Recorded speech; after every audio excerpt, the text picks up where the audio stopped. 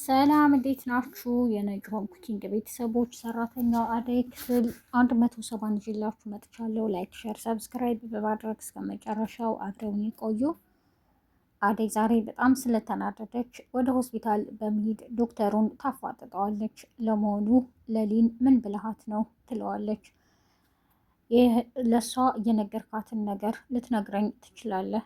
ቢያንስ ለእኔ ስትነግረኝ እኔ አልጨነቅም። የማግዛት ካለ አግዛት አለሁ።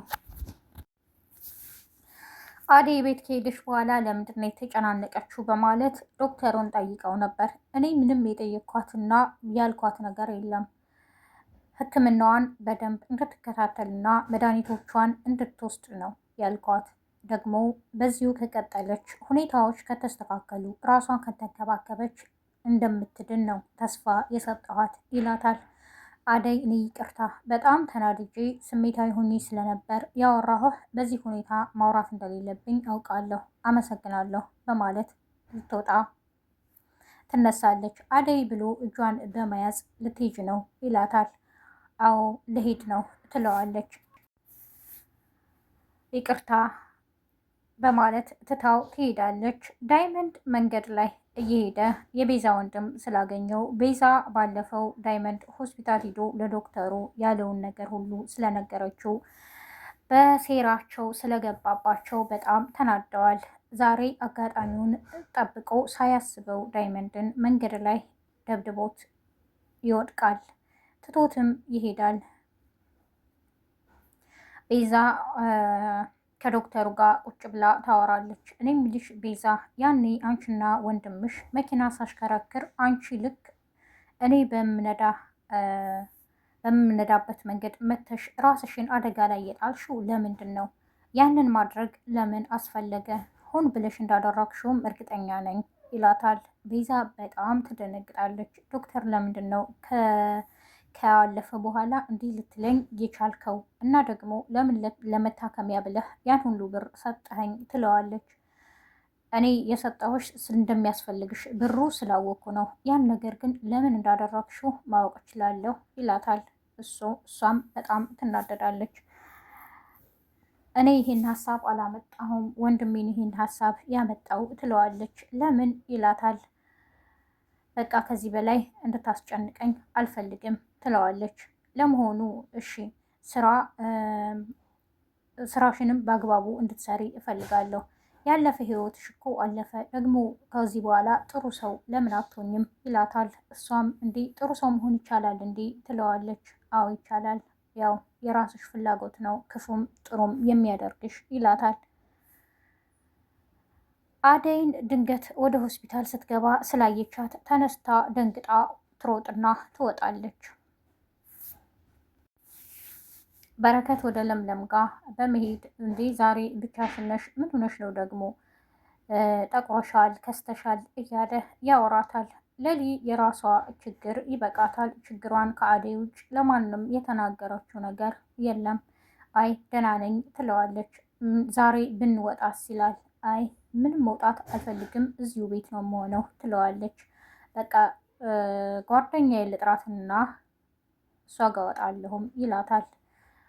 እንዴ በእኔ የምተካት ጓደኛ አለች እንዴ በማለት ትናደዳለች። ትታውም ትሄዳለች። እንዴ አመረርሽ እንዴ? እኔ እየቀለድኩ ነበር ይላታል። እሷም ተነስታ ትታው ትሄዳለች። በቃ ቻው በማለት ወጥቶ ይሄዳል። መንገድ ላይ ሲሄድ ራሄልን ያገኛታል። እንዴ አንቺ ፀሐይ ለምንድን ነው እዚህ ላይ ደግሞ ቁጭ አልሽው? ይላታል። ብቻዬን ሆንኩ በቃ ምንም ሰው የለኝም። ከክፍለ ሀገር ወደ ከተማ ስመጣ ምን ጉድ ነው ትለዋለች። ለምን ሰው የለኝም ታያለሽ? አደይና ለሊ ያሉ አይደል እንዴ? ብዙ ሰዎች አሉ። በተለይ ደግሞ ሴቶቹ አንቺን መረዳት አያቅታቸውም በቀላሉ። በደንብም ትግባባላችሁ። እነሱ ጥሩ ልጆች ናቸው፣ ከነሱ ጋር አውሪ እያለ ቁሞ ያወራታል። ድንገት ማዘሯ ትመጣለች። እንዴ ይችን ቆንጆ ከየት ነው ያገኘሃት? እያለችም ትጠይቀዋለች። እንዴ ማዘሯ ወዴት ነሽ ይላታል። እኔ ወደ ለሊ ጋ ነኝ። እኔ የምልሽ ግን አደራ ለለሊ የሆነች ቆንጆ ልጅ አብራው አለች ብለሽ ንገሪልኝ ይላታል። አደራ ይላታል። እሺ እያለች እየሳቀች ትሄዳለች። ማዘሯ አቤ አሁንም ሄለንን በመፈለግ እዳውን አየ ይዞራልም። ዴቭ ያገኘዋል። ቅድም በጣም ጥሩ ስሜት ላይ አልነበርክም፣ ግን አሁን ደህና ነህ ይለዋል። ራሄል የት እንደሄደች አላውቅም፣ የት እስካሁን እየፈለኳትም ነው ይለዋል። ነገሮች እኮ በዚህ አጋጣሚ እንደዚህ እንደሚፈጠር ማወቅ አለብህ። ደግሞ ተጣላችሁ ማለት ተለያያችሁ ማለት አይደለም። በቃ ሁሌም ግጭቶች አሉ፣ ግጭቶቻችሁን እናንተ መፍታት ነው ያለባችሁ እያለ እያወራው ድንገት አደይ ትመጣለች። እንዴ ምን ሆና ነው ብቻህን የሆንከው? ሄለን የት ሄዳ ነው ትለዋለች። ሄለን እባክሽ ትንሽ ተጋጭተን ከቤት ወጥታ ጠፋችኝ እና እየፈለኳት ነው ይለዋል። ሄለን እኮ ቶሎ ብሎ ነው የሚከፋት፣ ጸባይዋን ታውቃለህ፣ የብቸኝነት ስሜት ይሰማታል ትለዋለች። በቃ አሁን ፈልጌ ካገኘኋት አንቺ ጋር ነው ይዣት የምመጣው፣ የምክር አገልግሎት ትሰጭልኛለሽ ይላታል። ችግር የለውም ትለዋለች። ዴቭና አደይ አቤ ከሄደ በኋላ ያወራሉ። እኔ የምልሽ አልናፈቅሽምም እያለ ይጠይቃታል። ይቅርታ ጊዜንም ሀሳቤንም ሁሉንም ለሊላ ያደረኩት አይደለ እና ረስችህ አይደለም እያለችም ትነግረዋለች። አባዬ ጋር ደውዬ ነበር፣ አባዬ እኔ እንድመጣ ወደ ክፍለ ሀገር ነገረኝ ትለዋለች።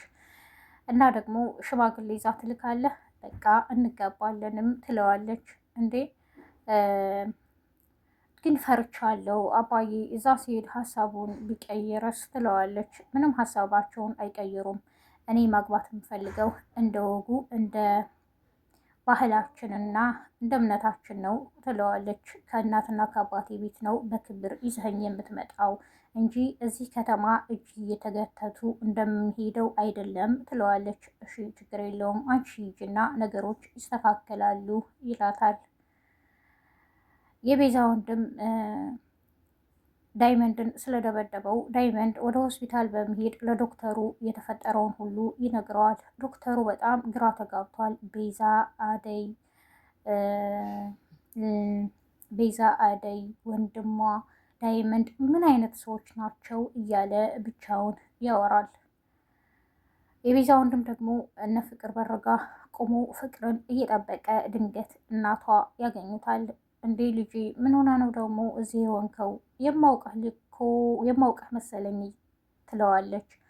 አዎ የፍቅር የክላሷ ልጅ ነህ አይደል ትለዋለች። አዎ ይላታል። እና ታዲያ ምን እያረክ ነው ትለዋለች። አይ እዚህ ዝም ብዬ ነው።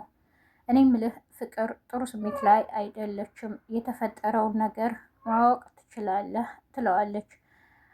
የፍቅር እናት በሱ ምክንያት መሆኑ ስላልገባቸው ና ወደ ቤት እንሂድና እስቲ ፍቅር ለእኛ ያልነገረችውን ላንተ ከነገረችም ትለዋለች። ወደ ቤት ይዘውት ከሄዱ በኋላ ፍቅር በጣም ትደነግጣለች። እንዴት መጣህ? ይሄ ሁሉ የሆንኩት በር የተዘጋብኝ እኮ በአንተ ጦስ ነው ትለዋለች። አሁን ጸባይሽን አሳምሪ፣ አትነጫነጪ ይላታል። የዛሬው ክፍል ይሄን ይመስል ነበር። በቀጣይ ክፍል እስከምንገናኝ ነጅሆም ኩኪንግን ላይክ፣ ሸር፣ ሰብስክራይብ በማድረግ አብራችሁን ስለቆያችሁ አመሰግናለሁ። አዲስ የምትመጡ ቤተሰቦች ነጅሆም ኩኪንግን ላይክ፣ ሸር፣ ሰብስክራይብ አድርጉ። በያላችሁበት የዓለም ዳርቻ ሰላማችሁ ይብዛ። መልካም ቀን ባይ